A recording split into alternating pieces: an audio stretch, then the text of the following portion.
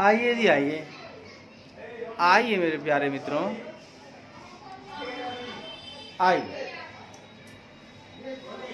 हम लोग थोड़ा और आगे बढ़ेंगे और देखेंगे आगे क्या सब बातें हैं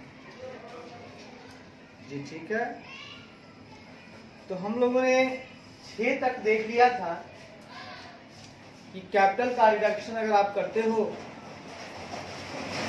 तो कुछ रूल वगैरह जानना था आपको। हाँ सर, तो आइए थोड़ा और आगे बढ़ते हैं।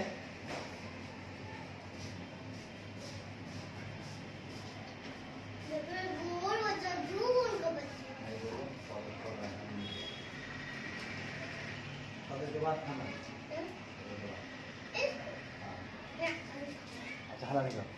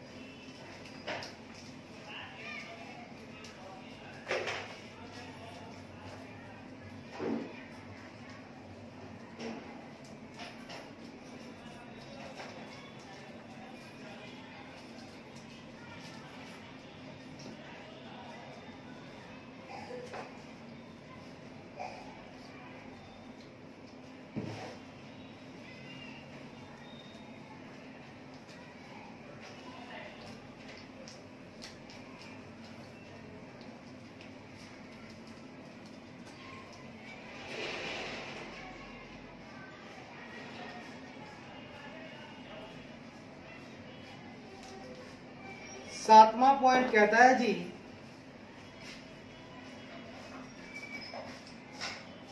सुन के लीजिएगा, confirm whether the revaluation of assets, मतलब पुष्टि करेगी, कन्फर्म यानी पुष्टि करेगी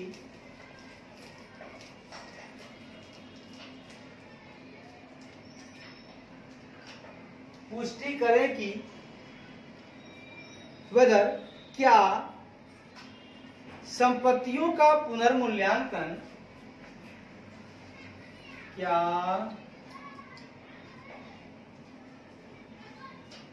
संपत्तियों का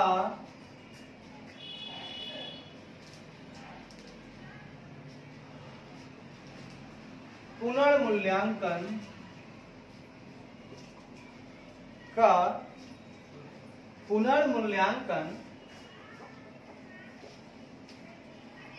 क्या संपत्तियों का पुनर्मूल्यांकन has been properly disclose in the balance sheet. पुनर्मूल्यांकन बैलेंस शीट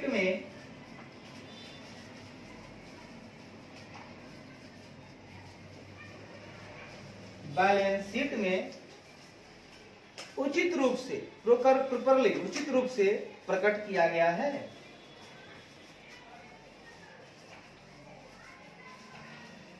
उचित रूप से डिस्क्लोज यानी प्रकट किया गया है। और साहब, आपको रिडक्शन ऑफ कैपिटल के बारे में हमने कहा बहुत सारी चीजें चेक करने को, अब उनमें एक और ऐड कर दिया मैंने जी।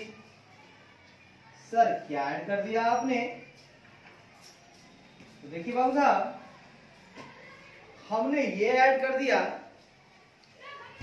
कि आपको जरा सा वेरीफाई करना है, कंफर्म करना है, पुष्टि करना है कि क्या एसेट का जो रिवैल्यूएशन हुआ है, संपत्तियों का जो पुनर्मूल्यांकन हुआ है, उसको बैलेंस शीट में प्रॉपरली डिस्क्लोज किया गया है। क्योंकि अगर रिवैल्यूएशन हुआ है तो आपको बैलेंस शीट में रिवैल्यूएशन वाला जो फिगर होगा वो दिखाना पड़ेगा आपको। तो आपने क्या बैलेंस शीट में, आपने नहीं मतलब आपके क्लाइंट ने किया है कि नहीं, आप जरा सा चेक कर लीजिए। चूंकि रिडक्शन हुआ होगा तो रिवैल्यूएशन हुआ होगा, कुछ संपत्तियां कम गई होंगी, ठीक है, तो उनको उचित रूप से आपको दिखाना है, इस बात को भी ध्यान रखिएगा, मतलब आप चेक कर लीजिएगा, ठीक है ऑडिटर साहब जी। ठीक है सर। अब आइए 8वां नंबर। 8वां पॉइंट कहता है, सर क्या कहता है, क्या कहता है सर, इसको ध्यान दीजिएगा। 8वां पॉइंट कहता है sir, the company may reduce the capital by reduction in unpaid capital. वाह, कहता है कंपनी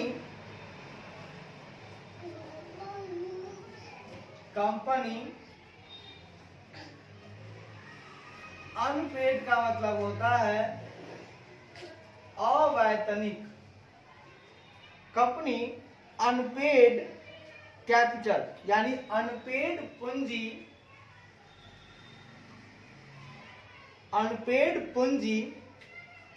में कमी, पूंजी में रिडक्शन बोले तो कमी या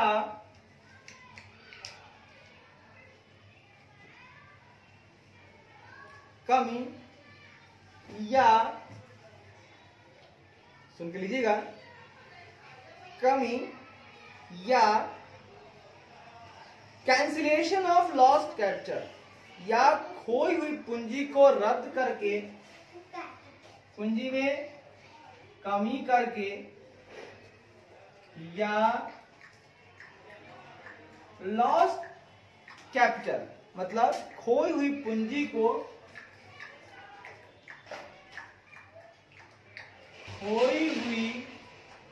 पूंजी को रद्द, कैंसिलेशन करके,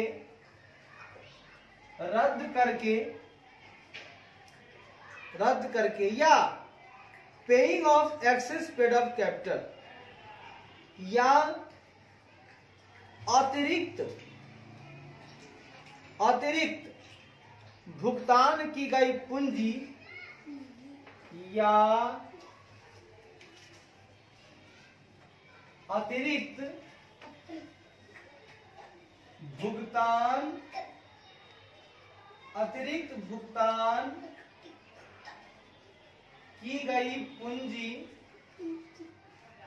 भुगतान की गई पूंजी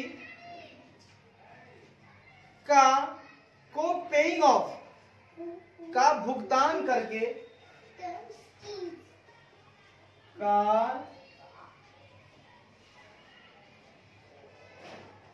है ना, एक्सेस पेड अप कैपिटल, ठीक है, जो भुगतान की गई पूंजी है उसका एक्सेस भुगतान किया गया है, ठीक है, जो पेड अप कैपिटल था ना, भुगतान की गई पूंजी का मतलब होता है जी पेड अप कैपिटल। तो अतिरिक्त पेड अप कैपिटल का भुगतान करके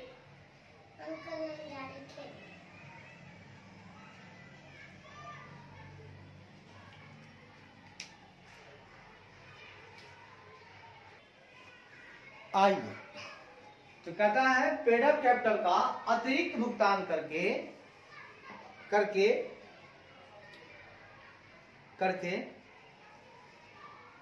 रिड्यूस द कैपिटल, पूंजी को कम कर सकते हैं, करके पूंजी को कम कर सकते हैं। और साहब इस बात को समझिए, ये जो कंपनी है ना जी, कुछ उसके पास अनपेड पूंजी था, भुगतान उसको नहीं मिला था। अब भुगतान नहीं मिला, बस उस पूंजी को कम कर दिया। तो बोला भाई जितना नहीं मिला पूंजी हमारा कम हो जाएगा, तो उसको रिडक्शन करके कर दिया।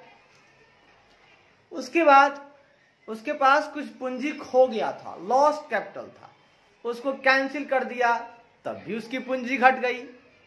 या जो पेड अप कैपिटल था, ठीक है, उसको पैसा देना था। अब पेड अप कैपिटल था 10 रुपये, वो उसको 15 रुपये भुगतान कर दिया, तो ज्यादा भुगतान कर दिया तो पूंजी घट गई। तो वो पूंजी को कम करने का कई तरीके हैं आपके पास।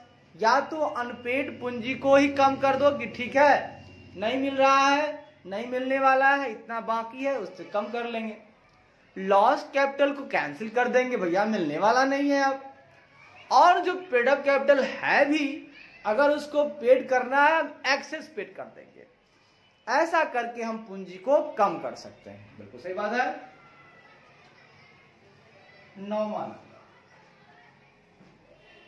9वां कहता है जी, अच्छा उसी में भी और है, 8वां में बहुत बात है, रुकिए। आगे कहता है जी,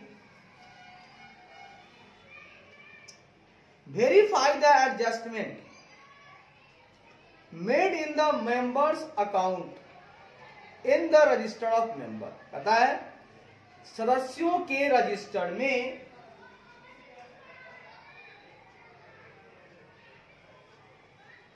सदस्यों के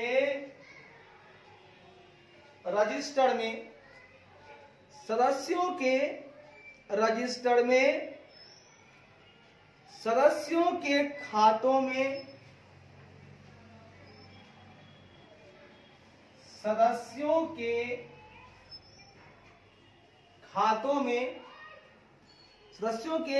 में एडजस्टमेंट, खातों में किए गए समायोजन, मेड मतलब किए गए, एडजस्टमेंट मतलब किए गए समायोजन को सत्यापित करें,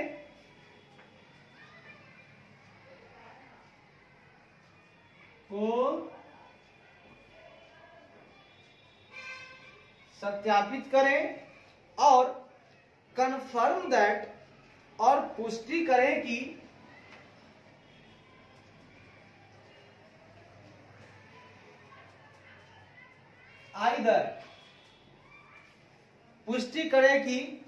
आइदर या तो पेड अप अमाउंट, या तो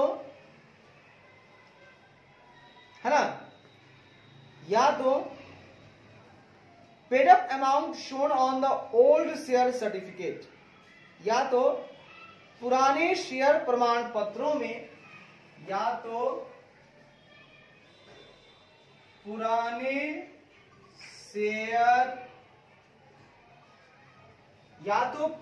शेयर प्रमाण पत्रों में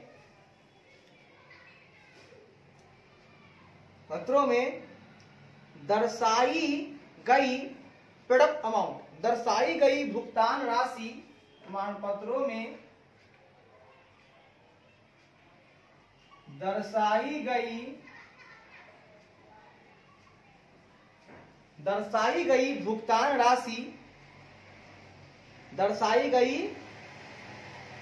भुगतान राशि हैज बीन अल्टर्ड, भुगतान राशि बदल दी गई है,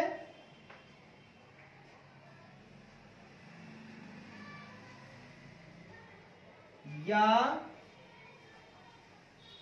new certificate has been issued in lieu of the old, या पुराने के बदले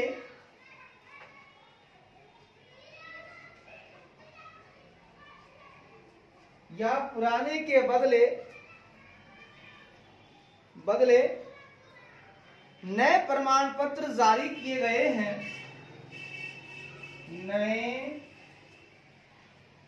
प्रमाण पत्र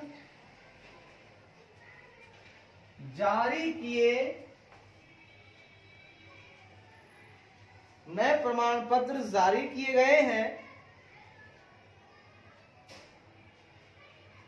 और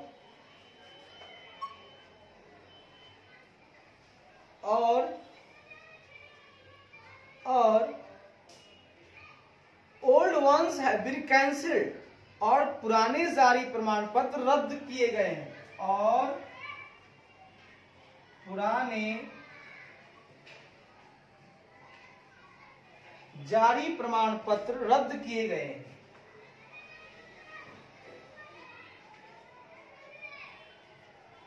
सर क्योंकि ये क्या बोला आपने? भैया जो बोला सही बोला हमने। भैया हमने ये बोला कि सदस्यों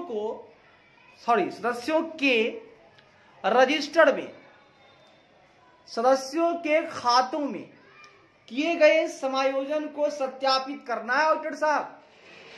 मेरे प्यारे ऑडिटर साहब, एक काम और आपको हमने दिया कि आप मेंबर के रजिस्टर में जो उनके मेंबर के अकाउंट्स हैं उनमें जो भी किए गए हैं एडजस्टमेंट, उसको आप कंफर्म करें, वेरीफाई करें और कंफर्म करें। पहले वेरीफाई कर लीजिए कि हुआ है, और आप कंफर्म करिए कि या तो पुराने शेयर प्रमाण पत्रों, हम जो बात कर रहे हैं आपसे, मेंबर को दिया जाता है शेयर, तो दिया जाता है तो रजिस्ट्रार की तरफ से एक सर्टिफिकेट आ जाता है, उसमें लिखा रहता है कि दिया गया है इनको, तो स्वेट इक्विटी शेयर दिया जाता है। सही बात है।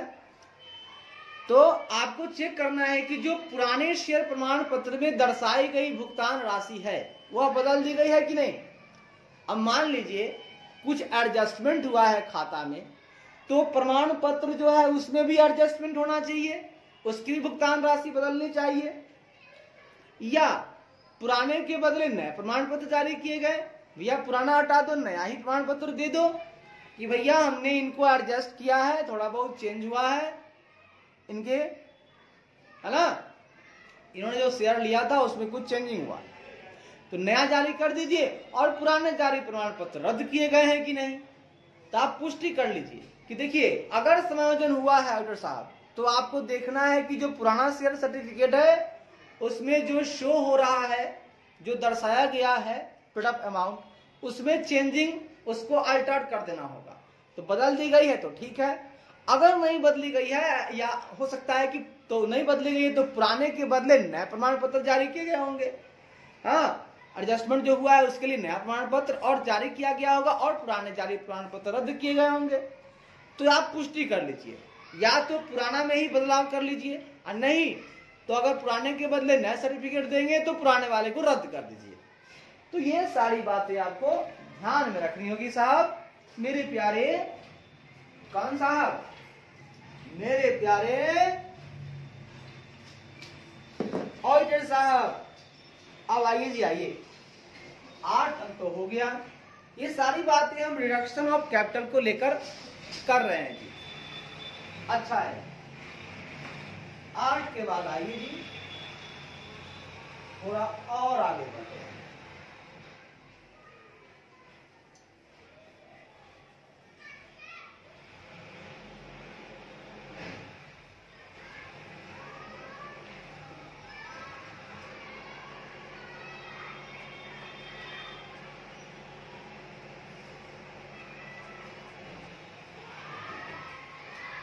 अब साहब हम लोग चलेंगे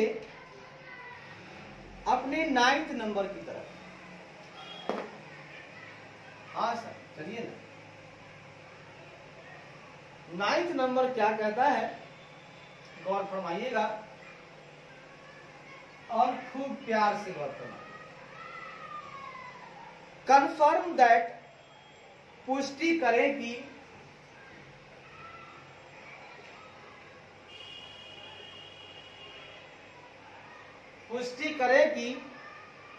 the word and reduced if required by the order of the tribunal। कहता है यदि ट्रिब्यूनल के आदेश के अनुसार, यदि ट्रिब्यूनल के आदेश, यदि ट्रिब्यूनल के आदेश के अनुसार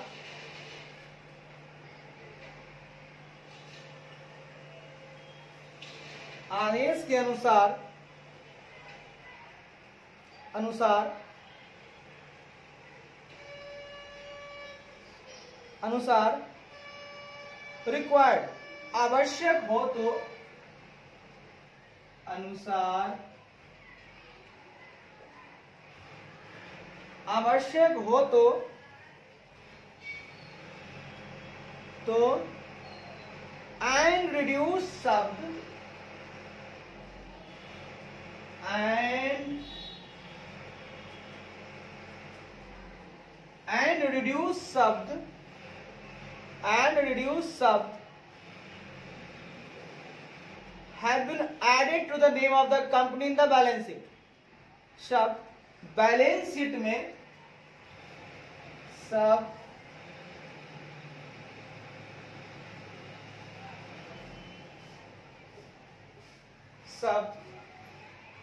बैलेंस शीट में कंपनी के नाम में, कंपनी के नाम में एडेड, जोड़ दिए गए हैं, कंपनी के नाम में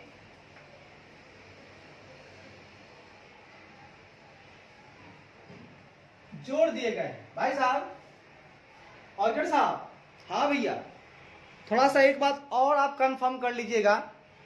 हम सब बात कर रहे हैं रिडक्शन ऑफ कैपिटल को लेकर ही, ठीक है। यदि ट्रिब्यूनल, आप पुष्टि कर लीजिएगा कि अगर ट्रिब्यूनल का ऑर्डर हो, आदेश हो और वो आवश्यक है, आदेश के अनुसार अगर आवश्यक है, एंड रिड्यूस शब्द जोड़ना, तो क्या एंड रिड्यूस शब्द बैलेंस शीट में कंपनी के नाम में जोड़ दिए गए हैं, कंपनी के नाम में ऐड कर दिए गए हैं? ये जरा सा आप पुष्टि कर लीजिएगा। छोटा सा काम आपको और दे दिए, ठीक है जी, कर लेंगे। 10 कहता है जी, चेक, जांचे की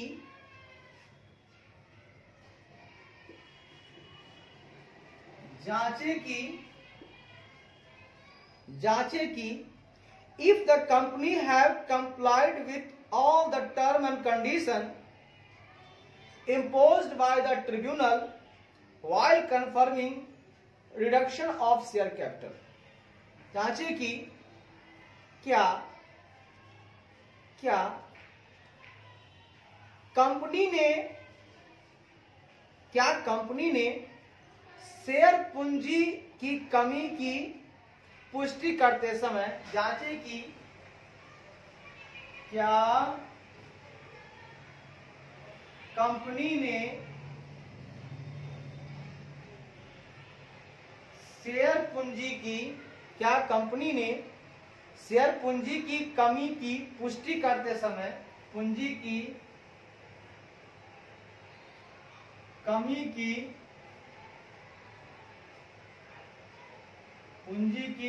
की पुष्टि करते समय, while confirming reduction of करते समय ट्रिब्यूनल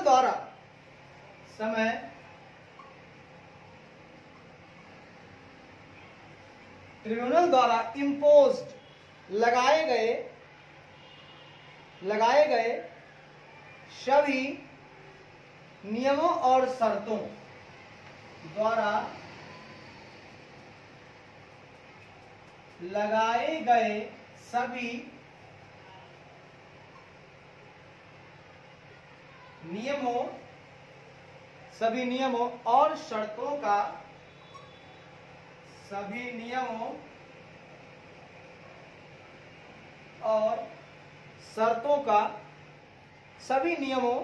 शर्तों का, कंप्लाइड का अनुपालन किया है।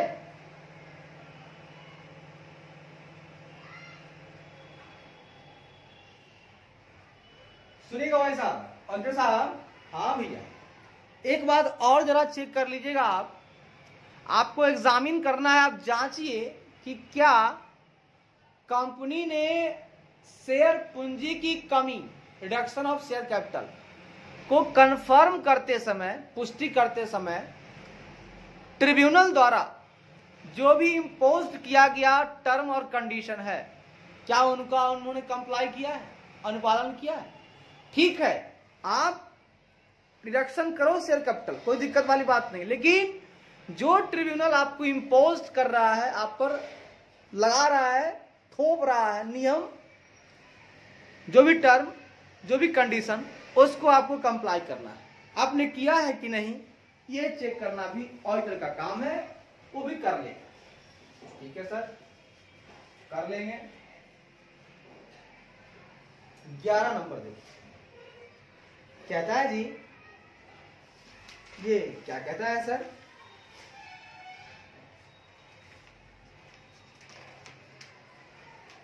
ये कहता है जी, verify that the memorandum of association of the company has been suitably amended। जब कैपिटल का डिडक्शन होगा तो आपको अमेंड करना होगा जी, संशोधन करना होगा जी, किसको, मेमोरेंडम ऑफ एसोसिएशन को। वेरीफाई दैट, सत्यापित करें कि,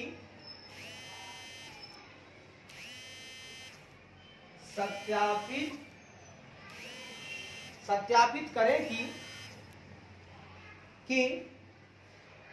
ऑफ द कंपनी, कंपनी के मेमोरेंडम ऑफ एसोसिएशन, कंपनी के मेमोरेंडम ऑफ,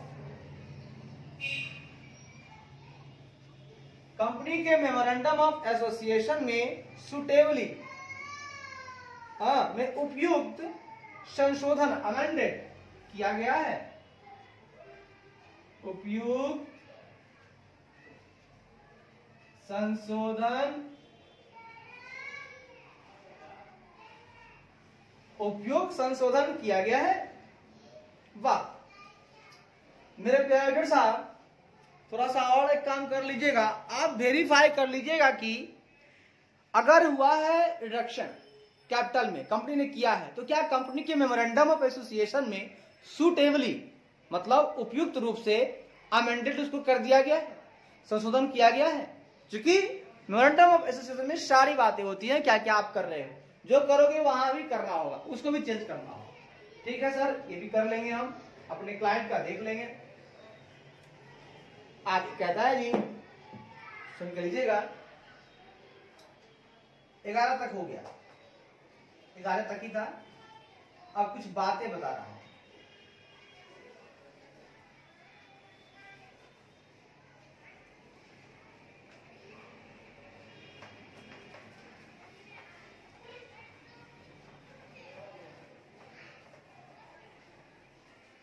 आइए, बातें क्या हैं देखिए।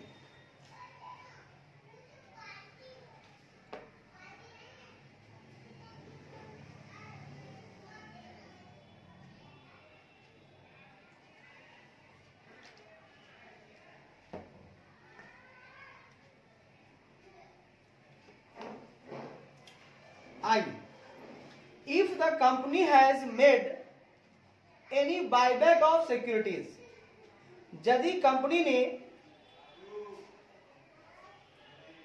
प्रतिभूतियों की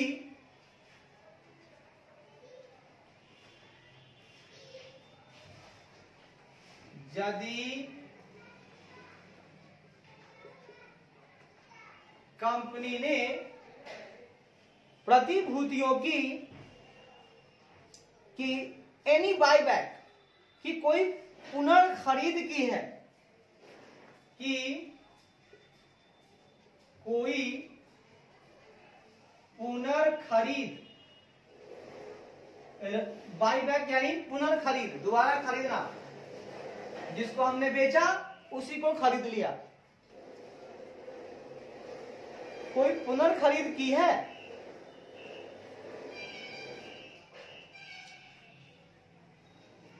तो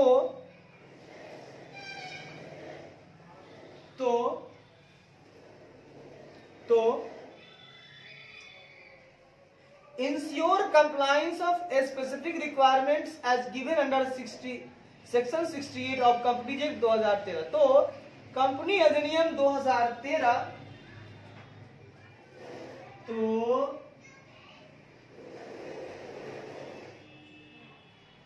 कंपनी अधिनियम 2013 की धारा 68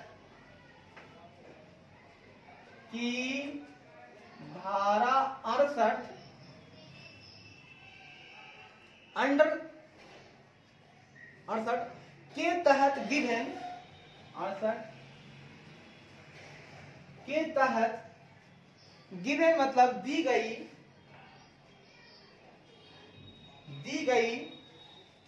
स्पेसिफिक रिक्वायरमेंट, विशिष्ट आवश्यकताओं का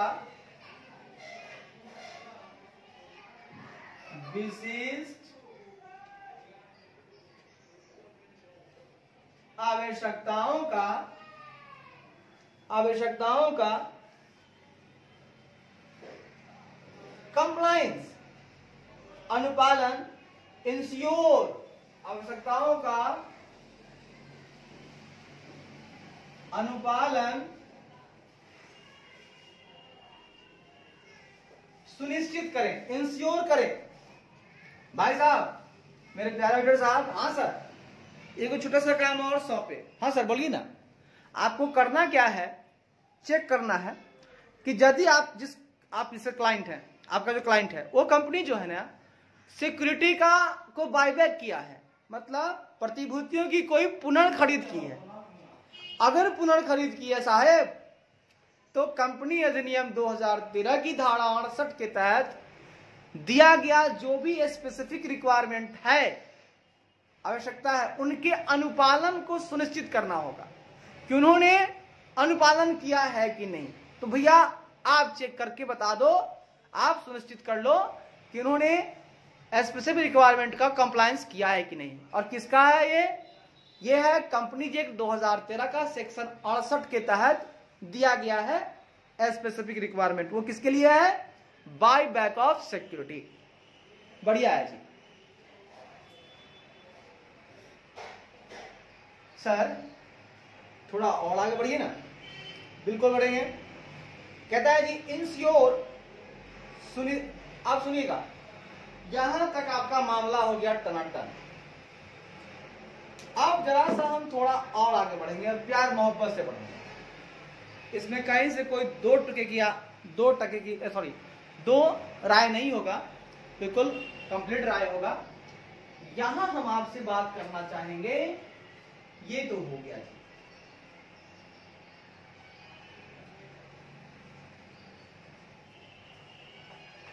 अब आइए जी, आइए इसको भी हटाते हैं।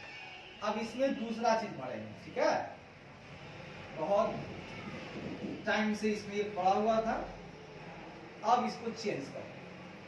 अब हम बात करेंगे required disclosure for equity have been appropriately made. कहता है इक्विटी के लिए आवश्यक प्रकटीकरण, इक्विटी मतलब क्षमता, इक्विटी के लिए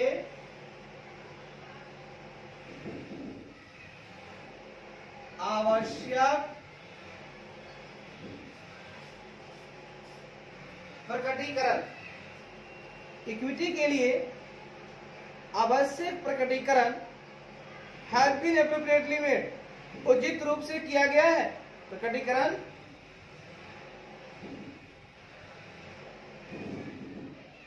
उचित रूप से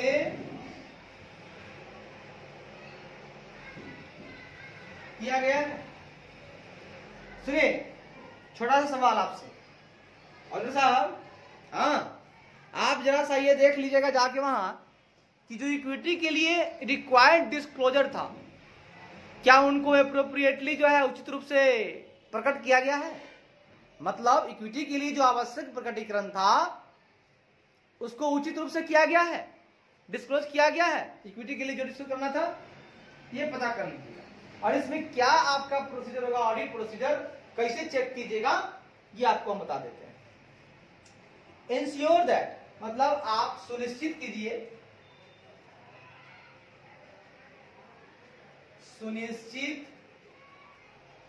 सुनिश्चित करें कि the following disclosure requirement of the schedule 3 part 1 of the companies act 2013 की वदर इंश्योर वदर सुनिश्चित करें कि क्या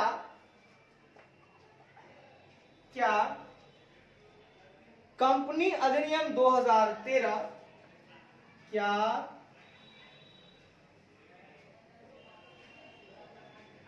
कंपनी अधिनियम 2013 की अनुसूची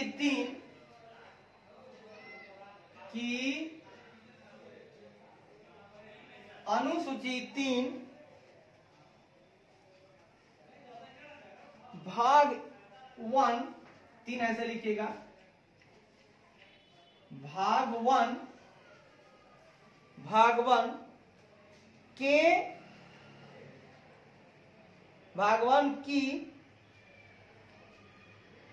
फॉलोइंग डिस्क्लोजर, भाग 1 की निम्नलिखित प्रकटीकरण की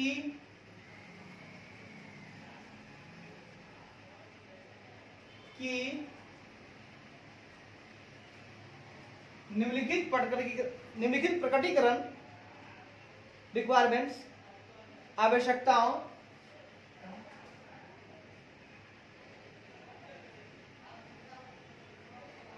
आवश्यकताओं का हैव बीन कंप्लाइड का अनुपालन किया गया है,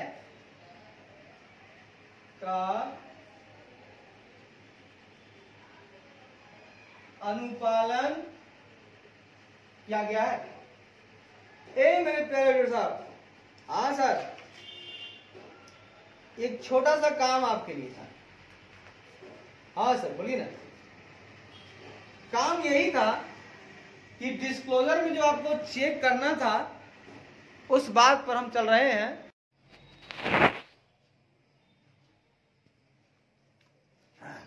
आइए दोस्त, आइए दोस्त, आइए। हम लोग कहाँ थे? आइए इस पर चर्चा करते हैं, कहाँ थे। हाँ, तो हम लोग डिस्क्लोजर की बात कर रहे थे कि इक्विटी के लिए आवश्यक प्रकटीकरण उचित रूप से किया गया है। मतलब इक्विटी को लेकर के जितना भी डिस्क्लोजर करना था, रिक्वायर्ड डिस्क्लोजर, क्या वो एप्रोप्रिएटली किया गया है? तो एडिटर साहब, आपको यही ध्यान रखना है, इसमें आपको सुनिश्चित करवाना है कि क्या कंपनी अधिनियम 2013 की अनुसूची 3 भाग 1 की निम्नलिखित प्रकटीकरण आवश्यकताओं का अनुपालन किया गया है। जो भी डिस्क्लोजर की रिक्वायरमेंट्स थी, क्या उनको कंप्लाई किया गया है? और ये था किसके लिए? कंपनी के लिए था। और ये कहां से उत्पन्न हुआ था? तो कंपनीज एक्ट 2013 की शेड्यूल 3 पार्ट 1 से। बढ़िया। आगे कहता है जी, शेयर कैपिटल। आप जानते ही हैं, शेयर कैपिटल पहले आता है। मतलब जब बैलेंस शीट आप बनाते हैं तो सबसे ऊपर होता है इक्विटी एंड लायबिलिटीज, उसके अंतर्गत आता है share capital. Share holder fund आता है, उसमें आता है शेयर कैपिटल। अभी हम शेयर कैपिटल के बारे में बात करेंगे। शेयर कैपिटल यानी शेयर पूंजी। जी ठीक है। कहता है जी, for each class of share capital,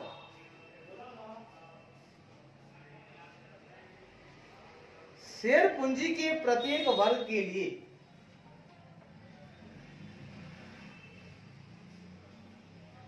share पूंजी के प्रत्येक वर्ग के लिए different classes of preference share, पूर्वाधिकार शेयरों की विभिन्न वर्गों को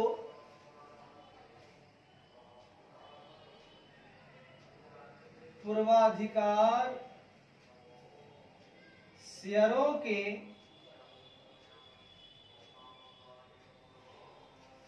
शेयरों के विभिन्न वर्गों को ट्रीटेड सेपरेटली, विभिन्न वर्गों को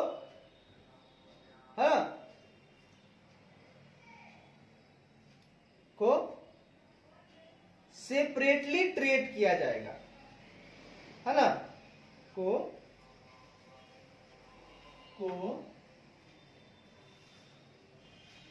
सेपरेटली यानी अलग, ठीक है, वो अलग माना जाएगा, बोलिए, या उसका अलग व्यवहार किया जाएगा, ठीक है। हाँ सर, तो देखिए शेयर पूंजी के बारे में बोल रहा हूं कि शेयर पूंजी के प्रत्येक वर्ग के लिए तो शेयर कैपिटल का अलग अलग वर्ग है, एक प्रेफरेंस शेयर है, इक्विटी शेयर है, ठीक है, स्वेट इक्विटी शेयर है, मतलब बहुत सारे, है ना। तो ये कह रहा है कि प्रत्येक वर्ग के लिए पूर्वाधिकार शेयरों के विभिन्न वर्गों को अलग व्यवहार किया जाएगा, मतलब उनके साथ एक अलग व्यवहार, एक उनको सेपरेट माना जाएगा। जो भैया प्रेफरेंस शेयर होल्डर हैं, प्रेफरेंस शेयर वाले हैं, उनकी जो डिफरेंट क्लासेस हैं, हाँ, उनका व्यवहार हम अलग से करेंगे, सेपरेट करेंगे। बाकी बात का अलग करेंगे, इसका सेपरेट करेंगे। बढ़िया है सर, सेपरेट करिए, बढ़िया है। अच्छा, इसमें हम क्या क्या बताएंगे सुनिएगा। ए नंबर, शेयर कैपिटल में ए पॉइंट में बताएंगे हम the number and amount of shares authorised, मतलब अधिकृत शेयरों की संख्या,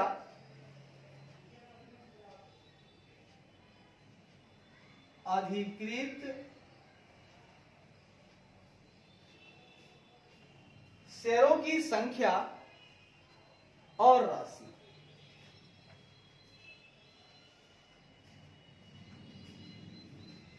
देखिए भैया, जितने भी शेयर कैपिटल हैं उनके प्रत्येक वर्ग के लिए उनका संख्या कितना है, कितनी शेयर कैपिटल ऑथोराइज्ड है इश्यू करने के लिए, ऑथोराइज कितना है, ध्यान रखिएगा, आप कितना इश्यू कर सकते हो। तो ऑथोराइज शेयर की जो नंबर होंगे और जो अमाउंट होंगे वो बिल्कुल सेपरेटली अलग से हम ये बात को दिखाएंगे। हाँ, शेयर कैपिटल में जब हम शेयर कैपिटल का बैलेंस शीट में डिफाइन करेंगे, उसको लिखेंगे, तो वहां पर हम ऑथोराइज शेयर की जो नंबर है और उनकी जो अमाउंट है वो अलग से हम बताएंगे। ठीक है सर, बता दीजिएगा। आगे कहता है the number of shares issued, subscribe and fully pay, and subscribe but not fully pay, इनका भी अलग से दिखाएंगे। ठीक है, बिल्कुल सही बात सर। कहता है जारी किए गए, मतलब शेयर इश्यूड, ठीक है, जारी किए गए, कॉमा, सब्सक्राइब यानी जारी किए गए का मतलब इशूड, कॉमा, सब्सक्राइब्ड मतलब सब्सक्राइब किए गए, सब्सक्राइब किए गए, कॉमा, और फुल्ली पेड, और फुल्ली पेड यानी पूरी तरह से भुगतान किए गए,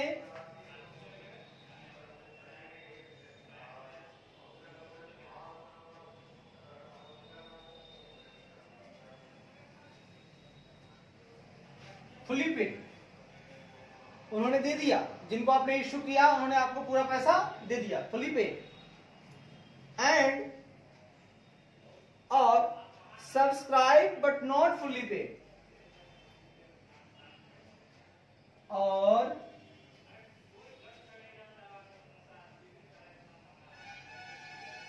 सब्सक्राइब्ड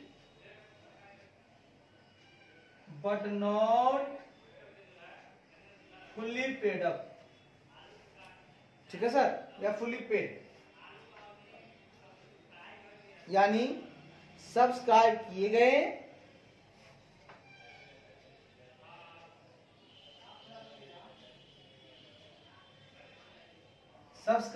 गए लेकिन पूरी तरह से भुगतान नहीं किए गए, लेकिन पूरी तरह से भुगतान नहीं किए गए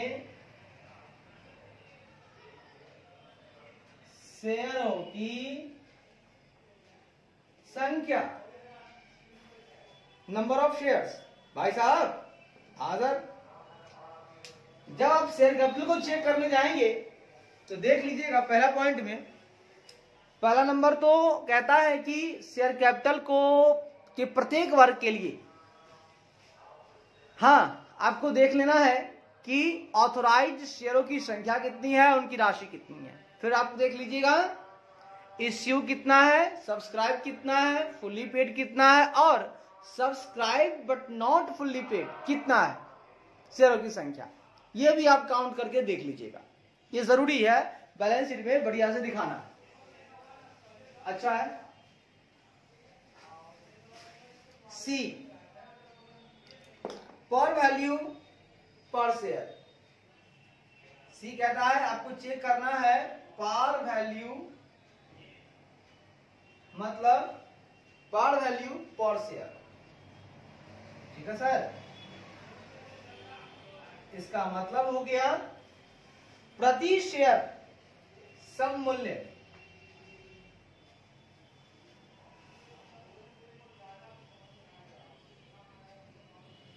और साहब आप ये भी देख लीजिएगा कि प्रति शेयर पार वैल्यू भी कितना है, मतलब शेयर की संख्या तो आप निकाल ही लोगे, इश्यू कितना, सब्सक्राइब कितना, फुली पेड कितना, subscribe but not fully paid कितना, इतना शेयर की संख्या जान लोगे, और शेयर की पर वैल्यू प्रति शेयर सममूल्य क्या है, पार वैल्यू क्या है, ये भी आपको देख लेना है, चेक कर लेना है।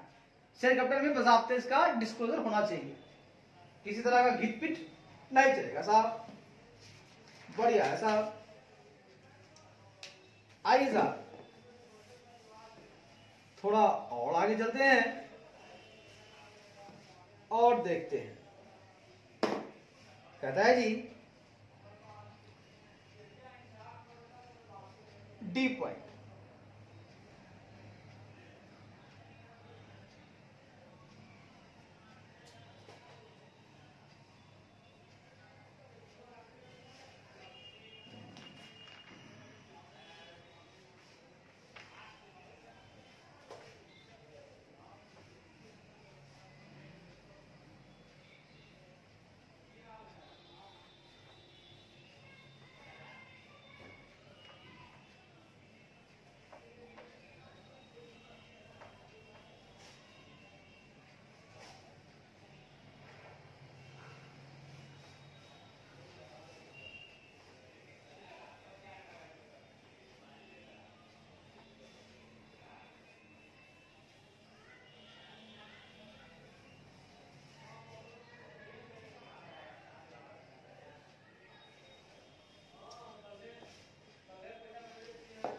सर शेयर कैपिटल के लिए डी पॉइंट कहता है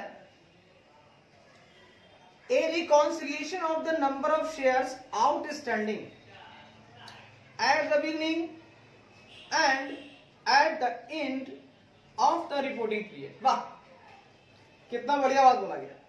कहा जा रहा है रिपोर्टिंग अवधि की शुरुआत और अंत, रिपोर्टिंग अवधि की शुरुआत और अंत, शुरुआत और अंत, अंत की आउटस्टैंडिंग शेयर्स, अंत में बकाया शेयरों, number of shares outstanding number of shares, बकाया शेयरों की संख्या, अंत में बकाया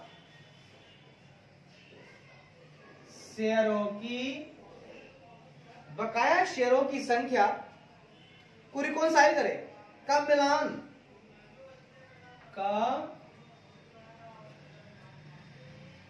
मिलान करें। ऑडिटर साहब, हाँ सर, आपको मैंने एक काम और दे दिया शेयर कैपिटल को लेकर। आप देखिएगा कि जो रिपोर्ट आप कर रहे हो जिस अवधि में, मान लीजिए आपकी रिपोर्टिंग तारीख है 31 मार्च 2024, तो आप क्या करिए ना, इस अवधि की ओपनिंग ले लीजिए, बिगनिंग वाला ले लीजिए, शुरुआत वाला, ठीक है सर, ले लिए, और लास्ट वाला देख लीजिए, अभी अभी लास्ट टाइम, यानी 1 अप्रैल का ले लीजिए और 31 मार्च का ले लीजिए, दोनों बकाया ले लीजिए, और दोनों बकाया जो शेयर की संख्या है उसको मिलान कीजिए कि शुरुआत में कितना शेयर का संख्या बाकी था जिससे हमको पैसा लेना था, और अभी अभी कितना बाकी है, क्या कोई दे दिया है कुछ पैसा। दोनों का मिलान कर लेंगे तो आपको पता चल जाएगा कि कंपनी के साथ क्या हो रहा है, वो कैसे काम कर रही है, ये आपको पता चल जाएगा। तो रिपोर्टिंग अवधि जो आपकी है पीरियड, उसका बिगनिंग वाला और लास्ट वाला जो बकाया शेयर की संख्या है उसको रिकॉन्साइल कीजिए, मिलान कीजिए। सेम है, कुछ अंतर है तो मिला होगा तो कम हो गया होगा, अगर और ज्यादा बढ़ा होगा, हो सकता है बिगनिंग में था और भी कुछ ऐसा होगा जो पैसा नहीं दिया होगा तो लास्ट में बढ़ गया होगा। दोनों का मिलान कर लीजिए और वास्तविकता से आप परिचित हो जाइए, ठीक है सर। ई पॉइंट कहता है sir, the rights, preferences and restrictions attaching to each class of shares, including restrictions on the distribution of dividends and the repayment of capital। वाह, क्या बात कही सर। ये कहता है जी, each class of shares including restrictions on the distribution of dividends, कहता है लाभांश के वितरण, ये कहता है जी लाभांश के वितरण, डिस्ट्रीब्यूशन ऑफ डिविडेंड्स, लाभांश के वितरण और रीपेमेंट ऑफ कैपिटल, और पूंजी के पुनर्भुगतान, और पूंजी के पुनर्भुगतान, पूंजी के पुनर्भुगतान पर रिस्ट्रिक्शन, पर प्रतिबंध,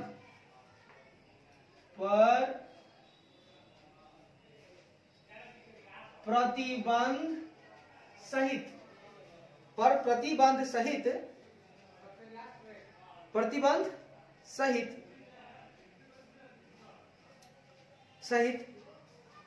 शेयरों के प्रत्येक वर्ग सहित शेयरों के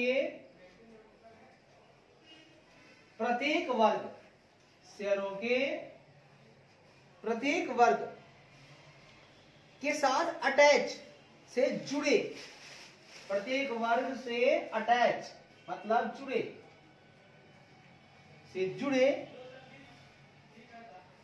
राइट मतलब अधिकार,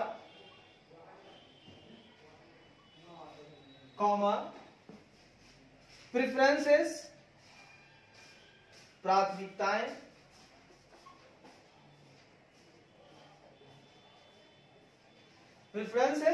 प्राथमिकताएं, और प्रतिबंध रिस्ट्रिक्शन,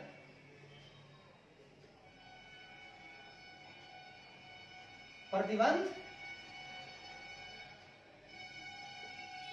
को देखें। या सत्यापित करें।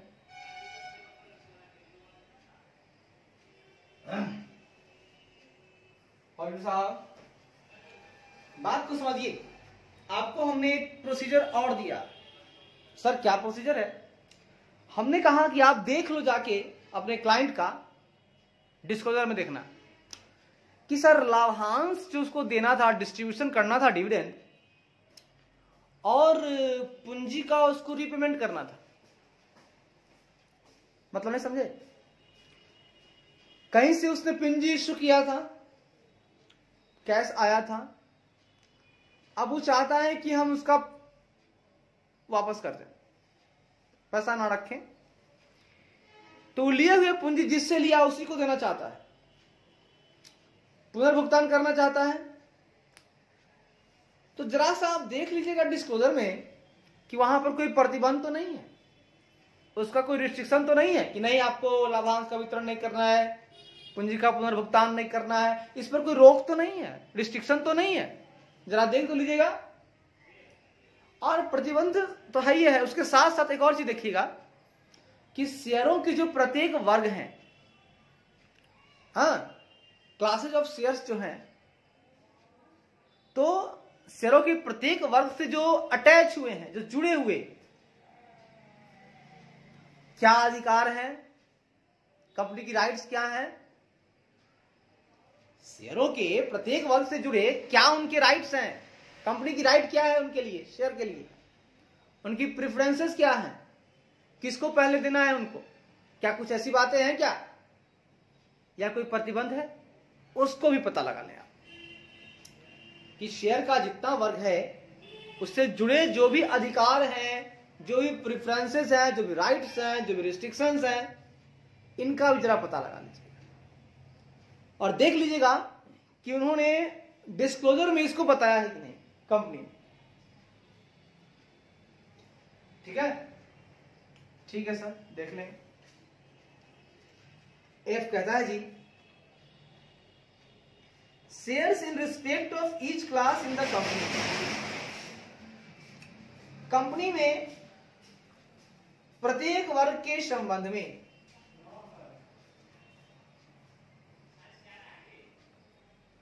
कंपनी में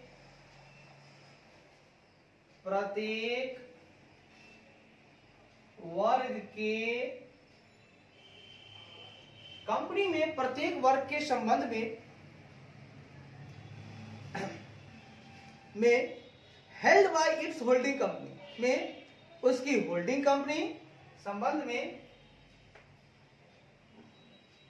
उसकी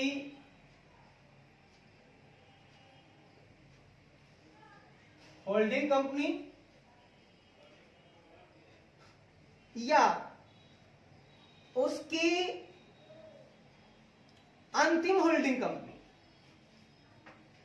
या उसकी अंतिम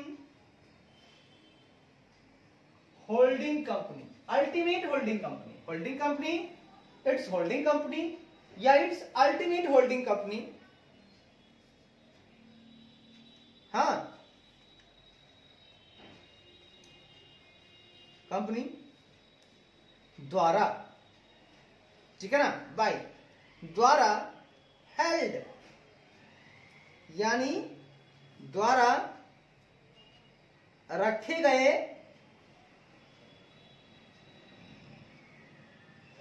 शेयर, ठीक है, कंपनी द्वारा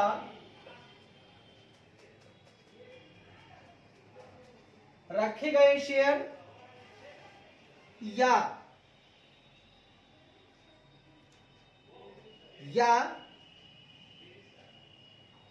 इंक्लूडिंग शेयर, जिसमें इंक्लूडिंग है ना, जिसमें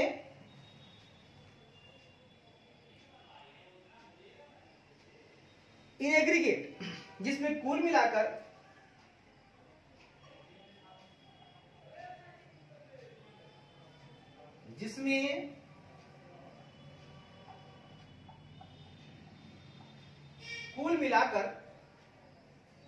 जिसमें कुल मिलाकर होल्डिंग कंपनी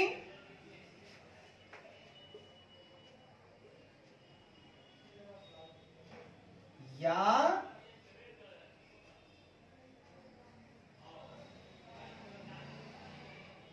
अंतिम होल्डिंग कंपनी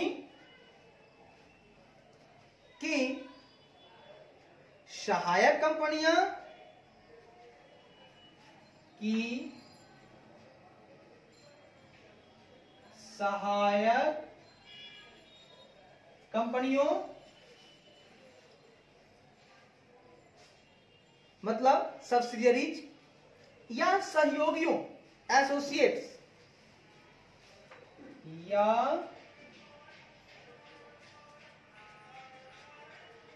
सहयोगियों द्वारा रखे गए शेयर शामिल हैं। रखे गए शेयर शामिल हैं। वाह सर वाह, बात तो सर आपने फतेह की गई। ऑडिटर साहब, हाँ सर, जरा एक और काम कर लीजिएगा, एक प्रोसीजर आपको और बता रहे हैं ऑडिट का, जरा इसको भी समझ लीजिएगा। ये कीजिएगा तो डिस्क्लोजर को लेकर आपको बहुत बड़ा राज पता चलेगा। आप जरा चेक कर लीजिएगा कि कंपनी में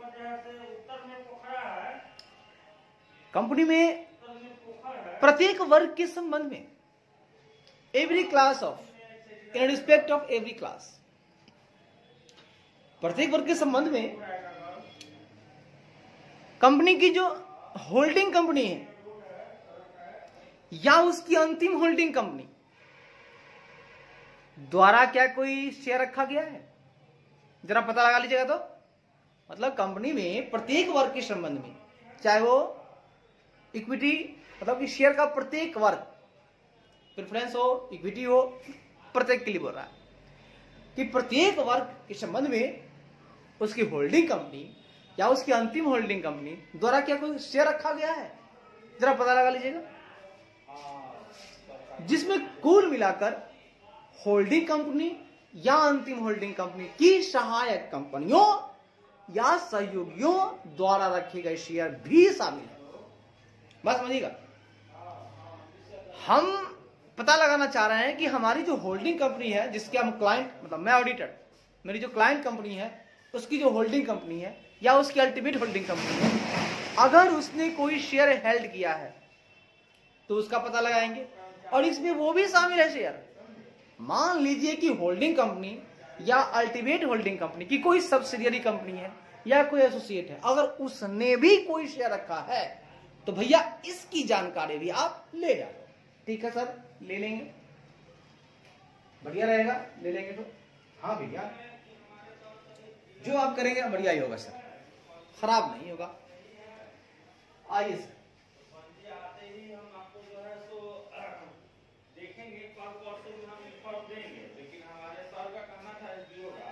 अब जी का कहना है sir, shares in the company held by each shareholder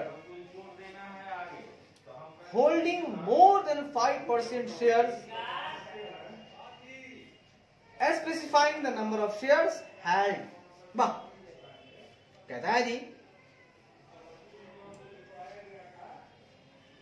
shares in the company held by each shareholder holding more than 5%, कहता है 5% से अधिक शेयर रखने वाले, 5% से अधिक 14 नंबर शेयर रखने वाले, 5% से अधिक शेयर रखने वाले,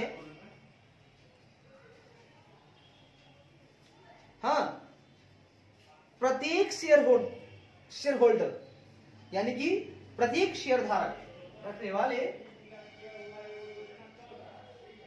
प्रत्येक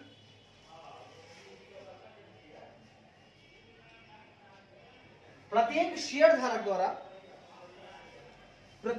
धारक द्वारा ठीक है जी, द्वारा कंपनी में shares in the company held द्वारा कंपनी में शेयर रखे गए, ठीक है ना, द्वारा कंपनी में शेयर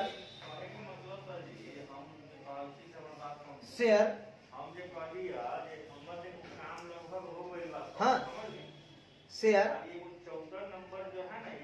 रखे गए शेयरों की संख्या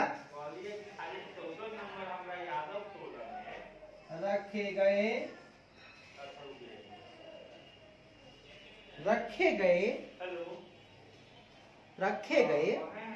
शेयरों की संख्या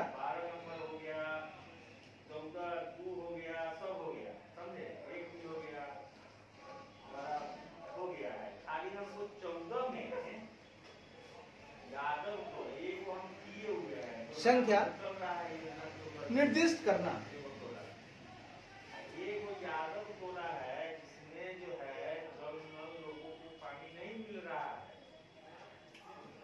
मेरे मित्र, सर आपने ये क्या बोला?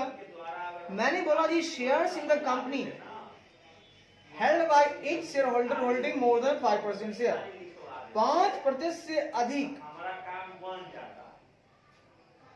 Shares holding more than 5% shares, एक साथ पढ़िएगा, 5% से अधिक शेयर रखने वाले शेयर धारक द्वारा, ठीक है, द्वारा कंपनी में शेयर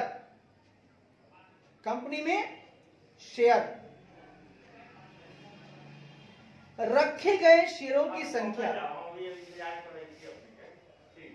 रखे गए शेयर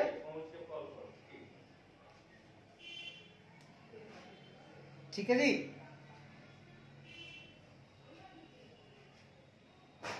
शेयर हाँ कंपनी में रखे गए शेयर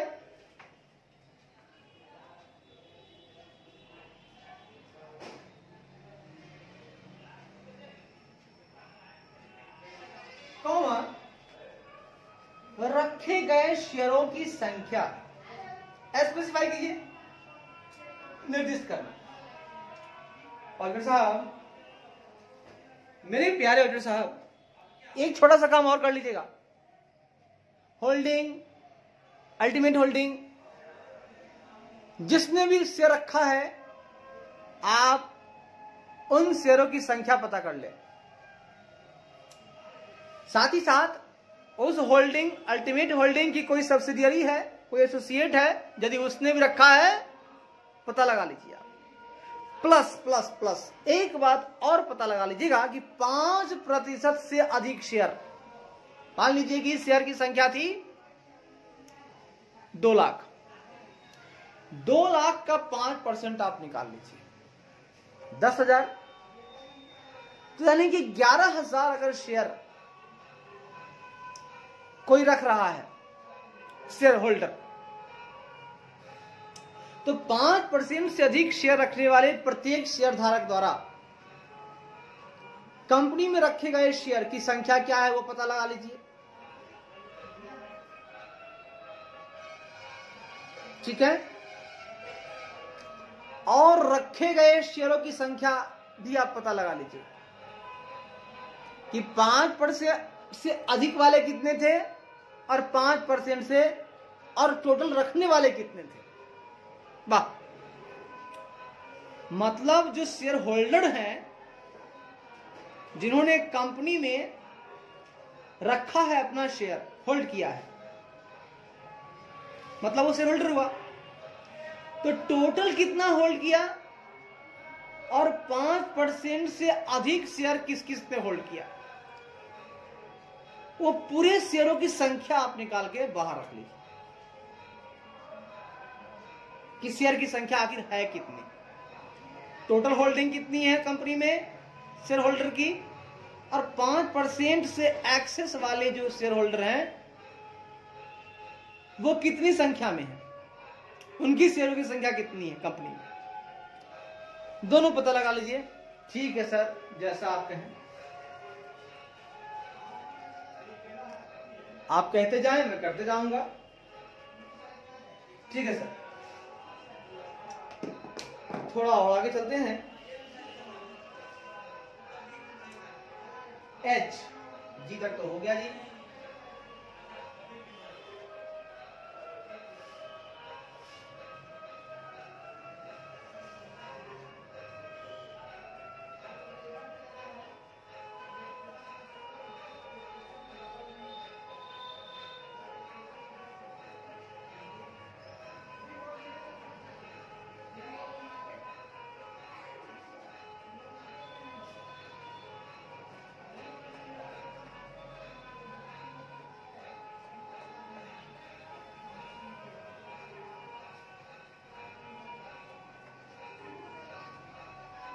आइए आइए, जरा एच को समझ लीजिएगा। हाँ सर, एच क्या कहता है सुनिएगा।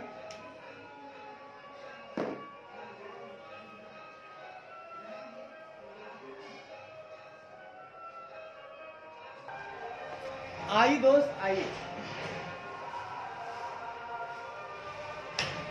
एच को जरा समझ लेते हैं। हाँ सर समझ लीजिए ना, कहता है जी shares reserved for issue under options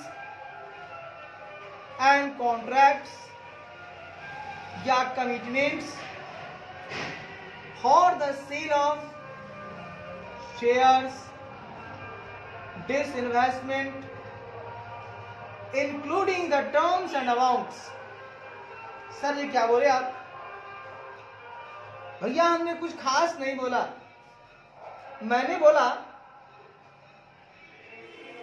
share को रिजर्व रखा गया है for issue under option and contract commitments.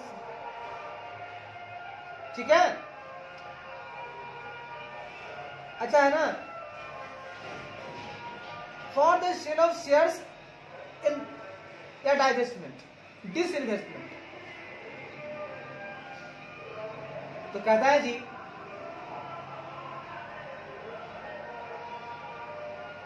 कहता है जी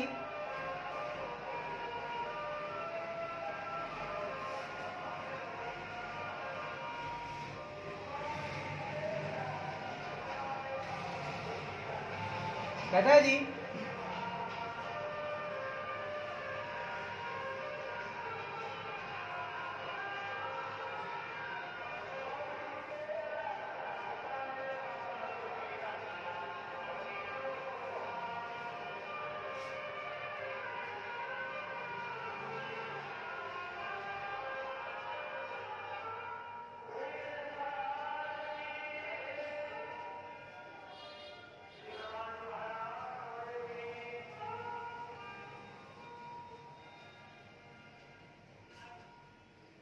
सर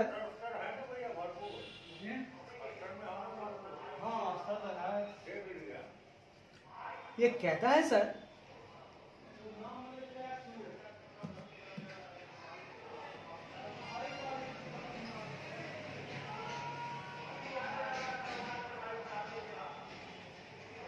विकल्पों के तहत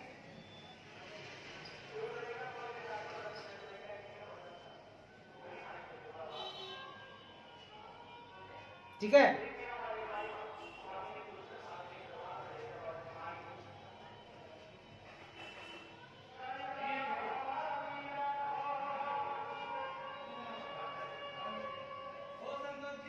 हाँ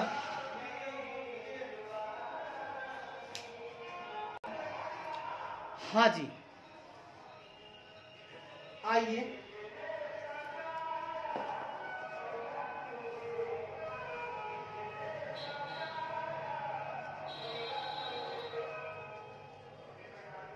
आइए जी देखते हैं।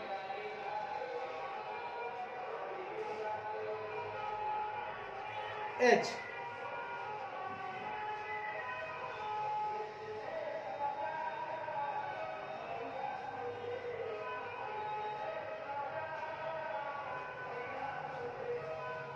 कहता है जी shares reserve for issue under options and contracts या commitments for the sale of shares या डाइवेस्टमेंट डिसइन्वेस्टमेंट। कहता है शेयरों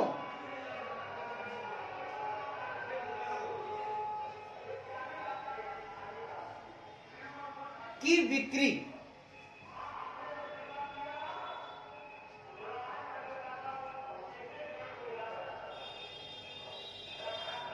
शेयरों की बिक्री, ठीक है, सेल ऑफ शेयर्स या डिसइन्वेस्टमेंट। भैया डिसइन्वेस्टमेंट, शेयर तो बिक्री होगी, शेयरों की बिक्री या विनिवेश के लिए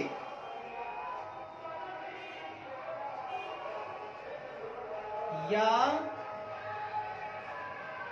विनिवेश के लिए शेयरों की बिक्री या विनिवेश के लिए के लिए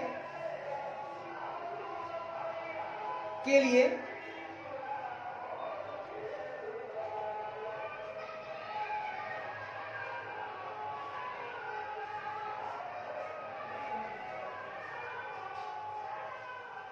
के लिए विकल्पों ऑप्शंस के लिए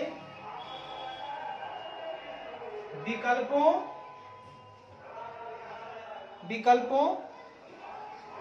और कॉन्ट्रैक्ट्स अनुबंधों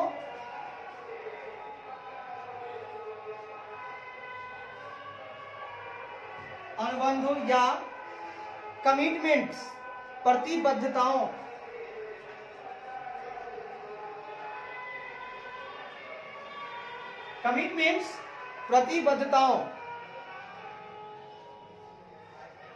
प्रतिबद्धताओं अनुबंधों प्रतिबद्धताओं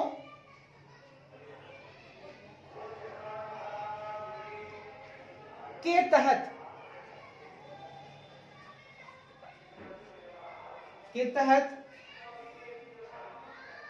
इश्यू के तहत फॉर इश्यू के तहत जारी करने के लिए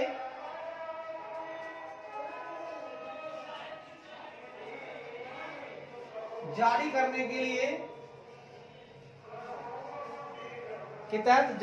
के लिए शेयर रिजर्व आरक्षित शेयर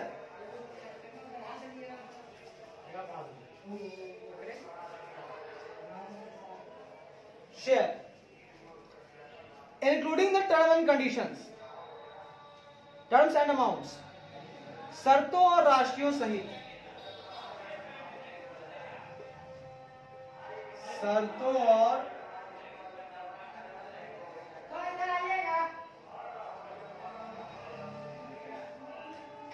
और राशियों सहित। भाई साहब थोड़ा सा और बात कर लेते हैं। अगर साहब एक काम और आपको देते हैं, एक प्रोसीजर आप लगाइए। और हाँ सर क्या लगाएं? देखिए भैया शेयर की बिक्री करनी है या डिसइन्वेस्टमेंट करना है या विनिवेश करना है, जहां निवेश किए थे वहां से उसे हटाना है, तो उसके लिए आपके पास ऑप्शंस हैं या कॉन्ट्रैक्ट्स हैं या कमिटमेंट्स हैं। उसके लिए आपने क्या किया? विकल्पों, ऑप्शंस और कॉन्ट्रैक्ट्स अनुबंधों या कमिटमेंट्स प्रतिबद्धताओं के तहत जारी करने के लिए आरक्षित शेयर का पता लगाइए। कितने शेयर रिजर्व हैं, किसके लिए? शेयरों की बिक्री के लिए या विनिवेश के लिए। और मुझे कंडीशन, टर्म, शर्त भी उसका पता लगा लीजिए आप, और कितनी राशियां हैं साहब ये भी पता लगा लीजिए आप। तो सर शेयर की बिक्री करनी चाहती है आपकी कंपनी या डिसइन्वेस्टमेंट करनी चाहती है, और उसके लिए उसने जारी किए हैं रिजर्व शेयर। और किसके तहत जारी किए हैं? उनको कॉन्ट्रैक्ट्स हैं, उन्होंने अनुबंध किया है, बिक्री होनी है तो होनी है, उन्होंने कमिटमेंट किया है, किसी को ऑप्शंस दिया है कि मैं आपको दूंगा तो दूंगा, मैं शेयर को बेच डालूंगा।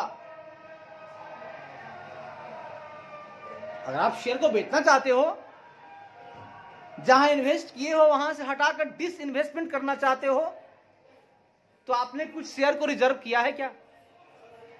और क्या कंडीशन था, क्या टर्म था उसका, कितनी अमाउंट थी उसकी, इसका भी पता लगा लीजिएगा मेरे प्यारे ऑडिटर साहब। और आपने यूं ही नहीं,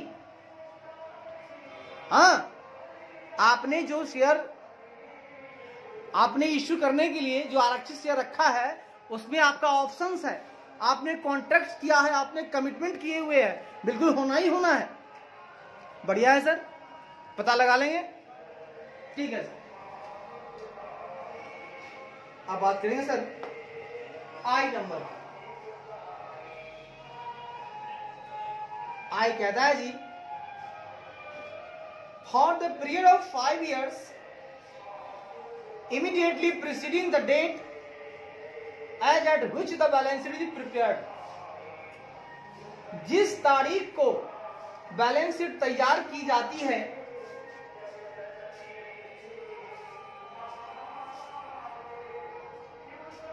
जिस तारीख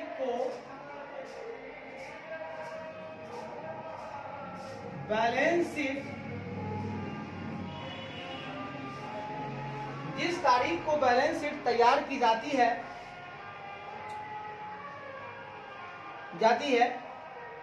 the date as at which the balance sheet is prepared, है ना, इमीडिएटली प्रीसीडिंग, उससे ठीक पहले, उससे ठीक पहले की 5 साल की अवधि के लिए, पहले की 5 साल की अवधि के लिए। ऑडिटर साहब, हाँ सर, एक और काम कर लीजिएगा। क्या करना होगा सर हमें? आप एक काम कीजिएगा कि जिस तारीख को बैलेंस शीट तैयार किया जाता है उससे ठीक इमीडिएटली प्रीसीडिंग, ठीक पहले के 5 साल की अवधि के लिए 3 चीज आप गणना कर लीजिएगा, पता लगा लीजिएगा, आप जहां ऑडिट कर रहे हैं उस कंपनी की। ठीक है, आप बताते हैं क्या पता करना है। Point number 8, aggregate number and class of shares allotted as fully paid up pursuant to contracts without payment being received in cash। नगद में भुगतान प्राप्त, नगद में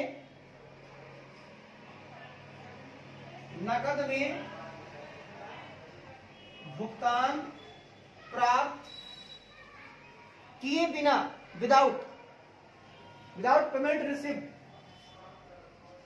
है ना, भुगतान प्राप्त किए बिना, विदाउट पेमेंट रिसीव्ड, भुगतान प्राप्त किए बिना, नकद में भुगतान प्राप्त किए बिना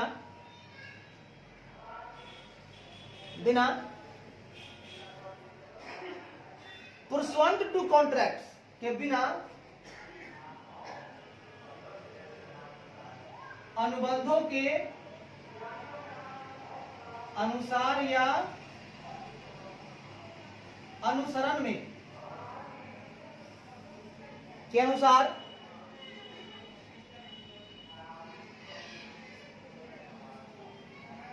फुल्ली पेड अप, पूर्ण भुगतान के रूप में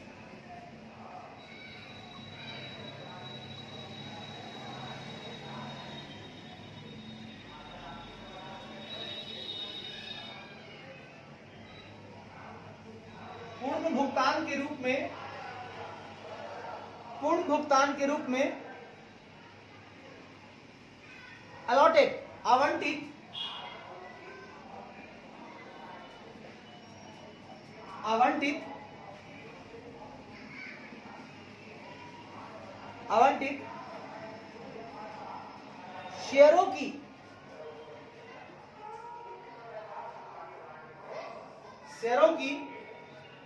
कुल संख्या और क्लास, कुल संख्या और श्रेणी, शेयरों की कुल संख्या और श्रेणी। और साहब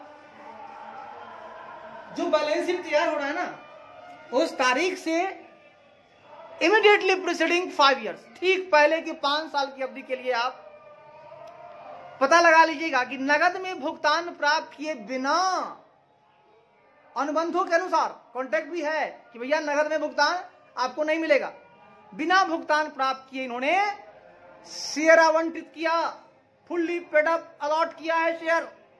उनकी संख्या कितनी है बाबू, और वो किस श्रेणी का है बाबू, वो शेयर किस श्रेणी का है, कितनी संख्या है, जरा इसका पता लगा लीजिए ऑडिटर साहब। ठीक है सर, आप बताते जाइए, हम करते जाएंगे।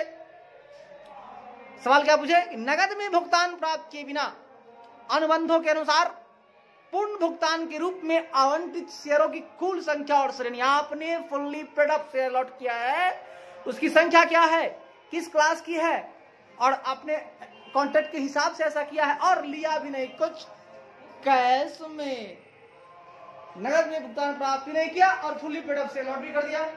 बढ़िया है सर, पता लगा लीजिएगा। ठीक है सर, लगा लेंगे। दूसरा, aggregate number and class of shares allotted is fully paid up by way of bonus share. Bonus share के माध्यम से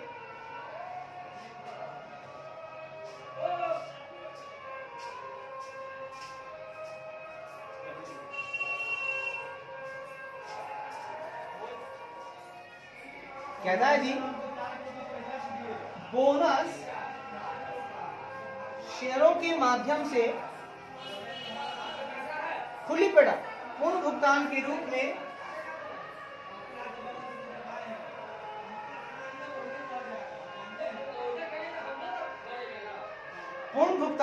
में आवंटित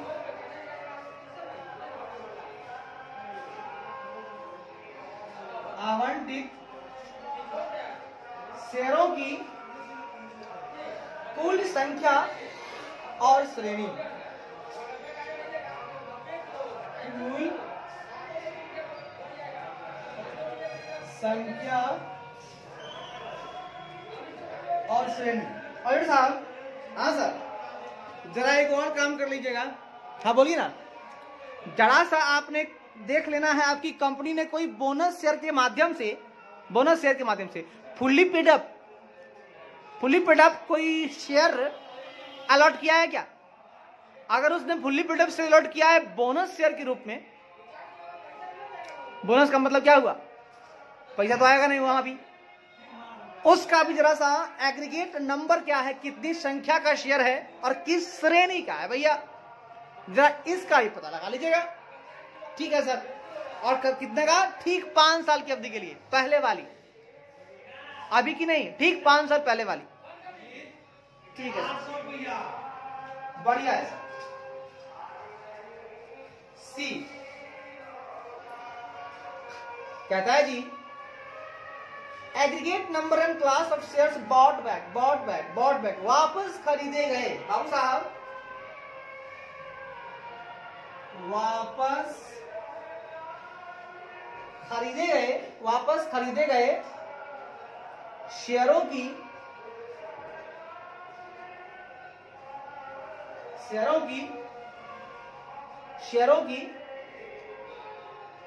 कुल संख्या और श्रेणी,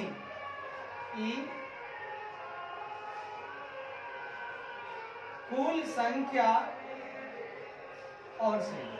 और साहब, हाँ भैया, एक और काम कर लीजिएगा, बोलिए ना, आप अपने क्लाइंट का, जिस कंपनी का अवॉइड कर रहे हैं, जरा देख लीजिएगा बॉट बैक कर रहा है क्या, जिस शेयर को इश्यू किया है उसको वापस खरीद रहा है क्या। अच्छा बात है। अगर वो खरीद रहा है, वापस खरीद रहा है, तो वो कितने शेयर खरीद रहा है, उस शेयरों की कुल संख्या क्या है, एग्रीगेट नंबर क्या है और क्लास क्या है, किस श्रेणी का शेयर वो वापस खरीद रहा है बाबू साहब, और उसकी संख्या कितनी है, जरा सा ये भी पता लगा लीजिएगा।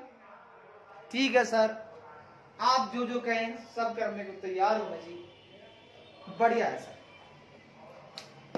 आप जरा सा जे की तरफ चलते हैं जी।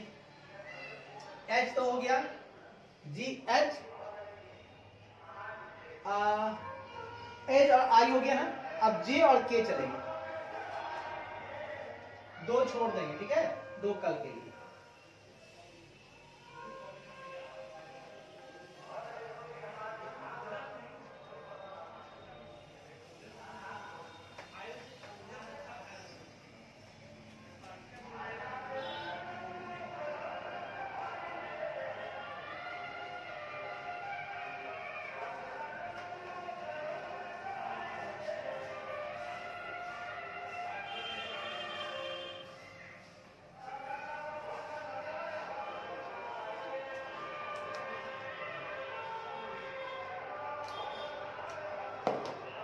आइए जी देखते हैं सर।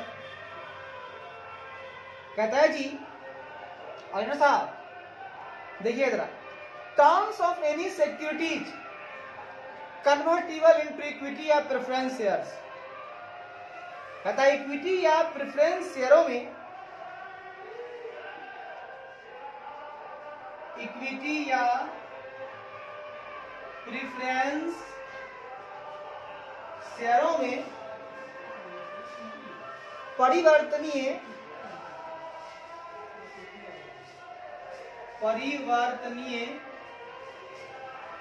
शेयरों में परिवर्तनीय एनी सिक्योरिटी, किसी भी प्रतिभूतियों की शर्तें,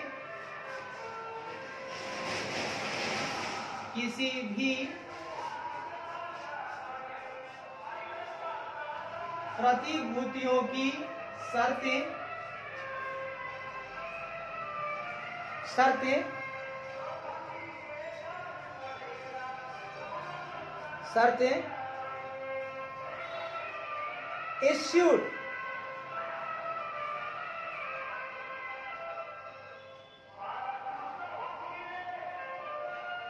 issued along with the earliest date of conversion in descending order starting from the farthest such date। शर्तें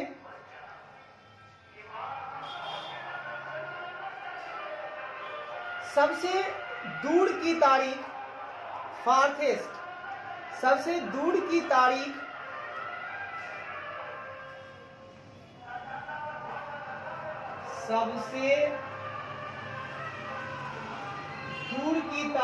मतलब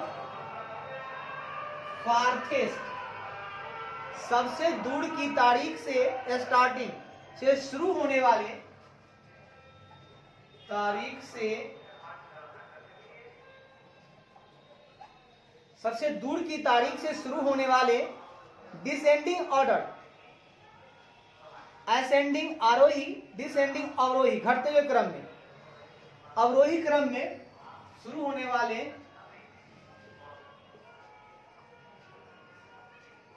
अवरोही क्रम में कन्वर्जन, रूपांतरण की ईयरलीस्ट डेट, रूपांतरण की प्रारंभिक तिथि, क्रम में रूपांतरण की प्रारंभिक तारीख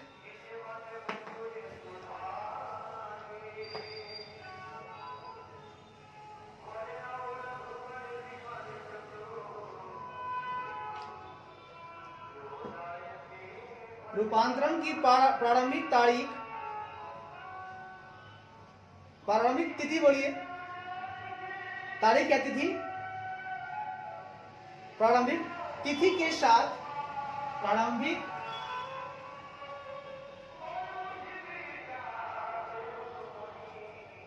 तिथि के साथ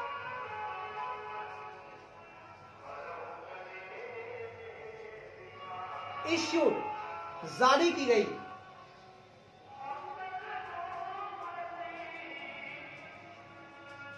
और साहब, हाँ सर, जरा एक और पता लगा लीजिएगा। क्या क्या पता लगाना है सर? क्या है प्रोसीजर? देखिए, एक और ऑडिट प्रोसीजर है।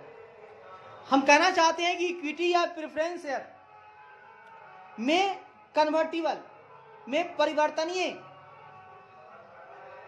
किसी भी प्रतिभूतियों की शर्तें, मतलब कोई सिक्योरिटीज है जिनको परिवर्तन कर देना है, क्या इक्विटी या प्रेफरेंस शेयर में, वो परिवर्तनीय है साहब, वो कन्वर्टिबल है।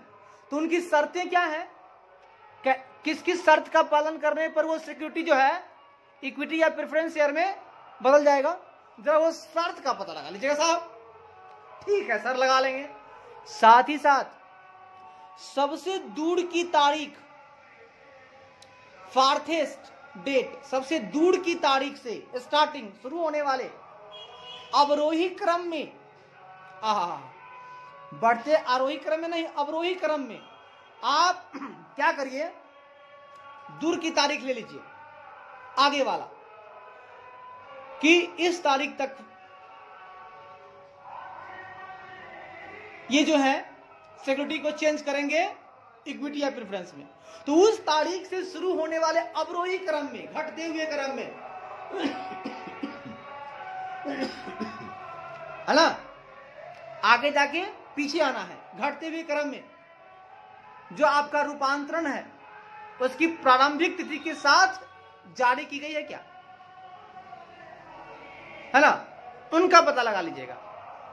क्या कि लोग कितने शेयर हैं, कितने ऐसे सिक्योरिटी हैं जो बदल जाएंगे इक्विटी या प्रेफरेंस में, आपको चेक करना है। अवरोही क्रम में, दूर की तारीख से शुरू होने वाले अवरोही क्रम में रूपांतरण की जो ईयरलीस्ट डेट है उसके साथ जारी की गई है। ठीक है, मतलब कितने ऐसे शेयर जारी किए गए हैं साहब, कन्वर्ट करके, सिक्योरिटी को कन्वर्ट करके। आखिर इतने कैसे कितने सारे ऐसे शेयर हैं जो जारी किए गए इक्विटी या प्रेफरेंस के रूप में, और तारीख कहां से कहां लीजिएगा, सबसे दूर की तारीख से शुरू होने वाले अवरोही क्रम में रूपांतरण की प्रारंभिक तिथि तक। जैसे रूपांतरण आज से शुरू हुआ, दूर की तारीख ले लीजिए, और घटते हुए क्रम में देख लीजिए कि भैया किस किस तारीख तक और कितने नंबर के शेयर जो है, सिक्योरिटी जो है शेयर में बदल गए हैं। ठीक है, दूर की तारीख ले लीजिए और वहां से अवरोही क्रम में आइए,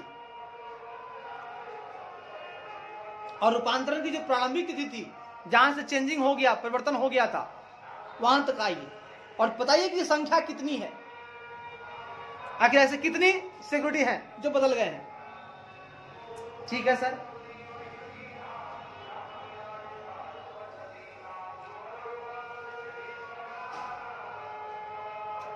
अब आइए सर ये देख लेते हैं।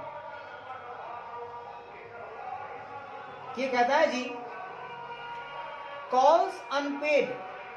जरा सा ऑडिटर साहब देख लीजिएगा कितने कॉल्स अनपेड हैं अभी। कॉल्स अनपेड यानी अवैतनिक कॉल, तो कॉल्स अनपेड रहने दीजिए। कॉल्स अनपेड आपको देख लेना है कितना है। Showing aggregate value of calls unpaid by director and officer. वाह वाह वाह, कहता है निदेशकों और अधिकारियों, निदेशकों और अधिकारियों द्वारा कॉल्स अनपेड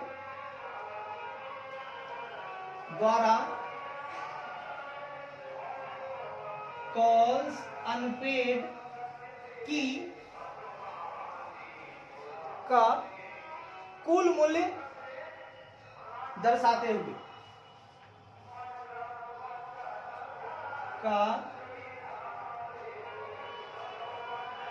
कुल मूल्य दर्शाता है। और साहब, हाँ सर, एक और छोटा सा काम कर लीजिएगा, बोली ना, आप कर लीजिएगा कि पता लगा लीजिएगा कि कॉल्स अनपेड कितना है। कॉल किया गया, पैसा मांगा गया, लेकिन मिला नहीं अब तक। और ये विशेषकर आपको देखना कहाँ है, निदेशकों वाले को, मतलब कितने डायरेक्टर हैं, कितने ऑफिसर हैं जिनको शेयर दिया गया था और जब पैसा मांगा गया तो उनको दिया भी नहीं गया है, वो उनका कॉल्स अनपेड है।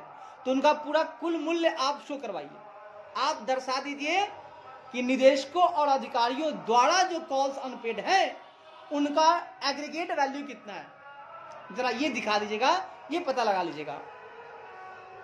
ठीक है सर, बढ़िया है सर। और सर लास्ट में एक पॉइंट और है, वो क्या है सुनिए। एल नंबर कहता है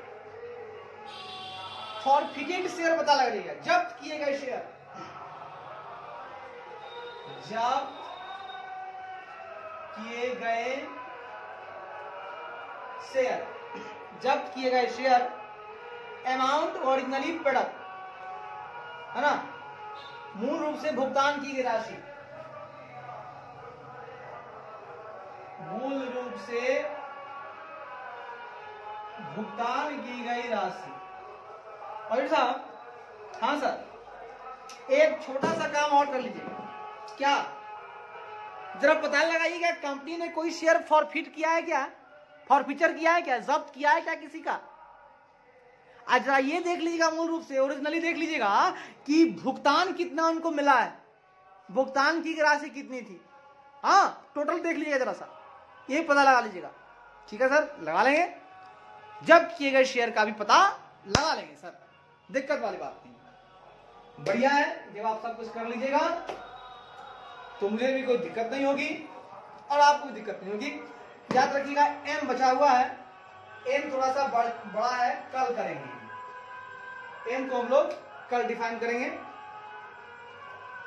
और ऑर्डर को क्या करना है, एम में ए बातें हम लोग कल करेंगे। ठीक है सर, तब तक के धन्यवाद। जहां रहिए मस्त रहिए, मुस्कुराते रहिए, गाते रहिए, बढ़िया है, ओके। जो भी करो कमाल करो, अरे जो भी करो कमाल करो। We are energetic, we are energetic, we are energetic, कोई कमी नहीं भैया।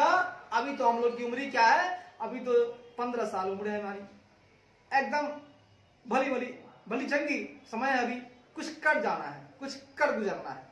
चलिए, धन्यवाद।